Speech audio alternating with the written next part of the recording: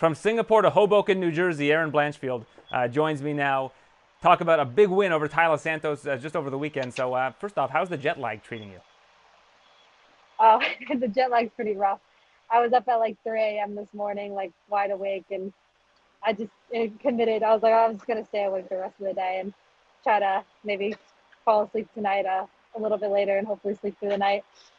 Yeah, it's kind of the worst. I mean, you're young, so you can probably deal with it better than I can. I went to Japan this year, and it was just a killer.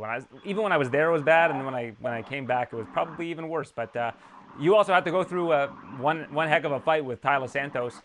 Tough first round. Tyler Santos was hitting you with some great strikes, but it seems like you almost had it in your plans to sort of feel her out, see how it goes, and then slow her down as the fight went on. Am I reading that correctly? Yeah, I mean, I feel like you always have to feel out your opponent the first round a little bit. I knew her first round was going to be her best round. She always tends to tire throughout the fight, and she definitely lived up to that. She definitely was fast the first round. She was catching me with some low kicks, and I mean, I did some of my work my own. I got caught her with a couple shots, but I definitely felt like she edged me out a little bit that first round. But then she kind of did what she usually does and tired out the second and third, and I was able to capitalize. What were you most happy about with your performance, and what did you like the least about your performance? You'd like to correct in the future? I mean, I'm happy I was able to get the win. I'm happy I was able to listen to my coaches and um, fight smart and fight strategic to get that win. I wish I would have been able to get couple more of my own takedowns and maybe catch a couple more strikes and maybe set up my takedowns a little bit better and maybe use my fakes a little bit more to my advantage. I feel like after that fight, I was happy I won, but I was definitely not the happiest with my performance. Obviously, I'm always looking for a finish or be a super dominant fight, but not every fight can be like that, and I know I'm going to learn from this one. I see right now it looks like you're outside a pizzeria in Hoboken. So are you kind of enjoying the spoils of victory? Yeah, definitely. I came to Hoboken. I just had some pizza for lunch. Yeah, definitely. The first week, I always let myself eat what I want and kind of enjoy it. Now we've got a pretty big flyweight fight this coming weekend. Rose Namajunas against Manon Fiorot. Do you think that a win for either of them could potentially leapfrog you in the flyweight conversation? Now, I mean, I don't know if people are aware, you have the second longest win streak in the history of the division behind Valentina now with 6. So do you believe that you've kind of established yourself as the number one contender no matter what happens this weekend? I feel like I've definitely established myself as the number one, especially with my last 2 wins and who I've beaten. Obviously Rose Namajunas is a huge name in the sport, and if she gets a win Saturday, I could definitely see them putting her to fight for a title. I feel like I would deserve it more. I had more wins at flyweight and against like more prestigious opponents in the weight class. So I feel like I definitely should be next, but let's see what happens. And of course, we've got Alexa Grasso taking on Valentina Shevchenko in just a matter of weeks. So it seems like the picture is probably going to be cleared up in about 3-4 weeks' time. I'm guessing this isn't something that you sweat at all either way. Yeah, no, I don't really. So I feel like, there's nothing you can do besides go and win your fights and focus on yourself. So I try not to put too much into, oh, what's this and what's that possibility. I know that if I get off of those fights, I'll prepare for them correctly and I'll win them. That's all I could do. You're so narrow focused when I talk to you on your next opponent and preparing for that opponent. What do you do during a time like this where you don't have an opponent? You're coming back off of a big win. In these weeks leading up to whatever is going to be next for you, what do you focus on internally? I feel like I'm curious to see how these next 2 weeks of fights go. They're definitely huge for the flyweight division, and they'll kind of determine what's next for me. So, I mean, obviously, as of right now, I'm kind of taking this week slow. After my fight, just trying to recover, and I'll probably be recovering those weeks as well. And once I get back to the gym, I'll focus on what I need to get better. But right now, I'm just kind of enjoying the win a little bit, and just seeing how those fights go. I'm very curious about your setup right now. So you're sitting down right now at a table outside of a pizzeria. I'm like seeing people walk by. I'm hearing horns. Yeah. Like you're right in the heart of Hoboken. Just kind of. Can you turn your phone around? I can just see what's going on. Oh, sure. Let me see. I think so. Well, I'll just turn it around here. There's just like, this is the pizzeria I was just eating at. It has great pizza, and then the city, and everything. And I think down that way, there's like the water and stuff, and you can see the city from there. All right, cool. Yeah, I mean, Hoboken's a beautiful Yeah. place. If people haven't been, we just gave them a little bit of a tour of of the vicinity. So it's great to see that you're back. You're having a good time. Now, if you were to make some predictions, who do you think wins between Rose and Manon Fiorot this weekend? I feel like Manon is going to edge out the fight. I mean, obviously Rose is an amazing fighter, so I wouldn't be surprised if she won the fight as well. But I feel like they're both strikers, and Manon's going to be the bigger girl. She's used to fighting at flyweight. This is Rose's first fight at flyweight, and I don't think she really had a hard time making strawweight. So I don't really understand the move up, and I feel like Manon's a big girl to make that move up against. So I'm going to go with Manon.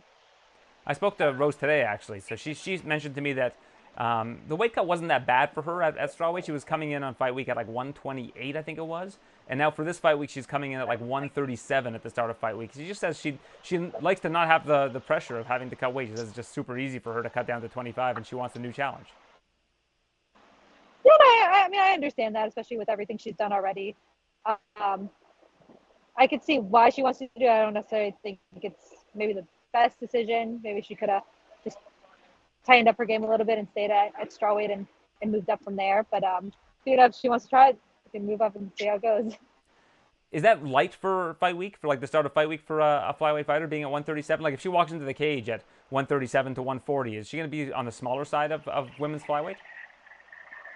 No, I don't think that's light. I think that's actually pretty relatively normal for a flyweight. I think it's smart that she tried to come in a little heavier.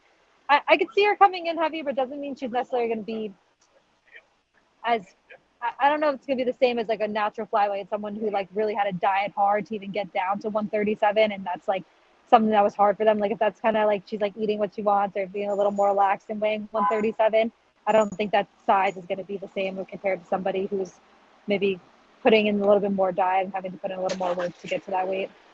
Did you watch Rose versus Carla Esparza?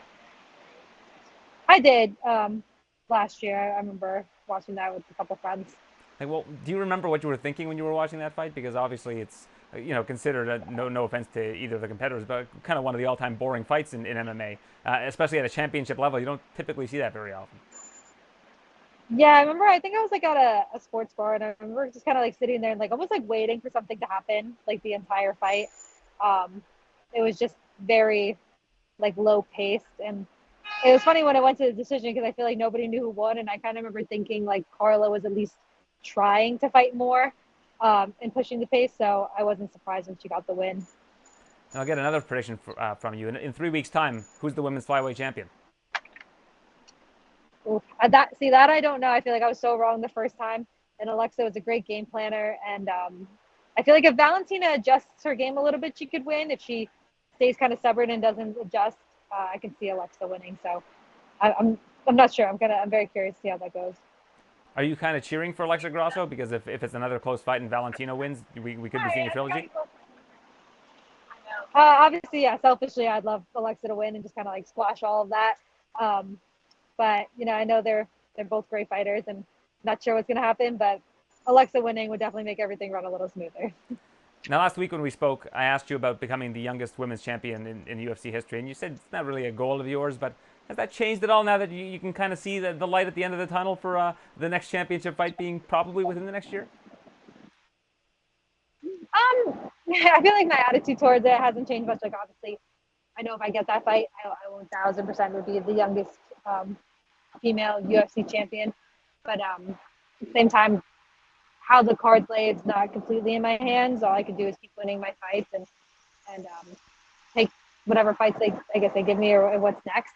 So whether that's a regular fight or a title fight, I don't really know. But I know if I'm given that fight, I'll definitely do that.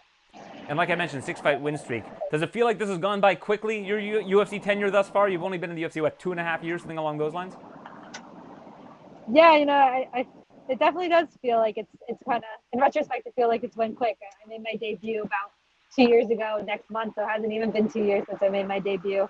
I feel like I've been good about taking the moment for each fight, so I feel like I've been able to really take it in fully in each fight. But in retrospect, it definitely feels like it went fast. Have you had any injuries in your career? Like, not necessarily like minor injuries, of course, everybody has, but any major injuries of any sort in your career? No major injuries. I've never had any surgeries or anything like that.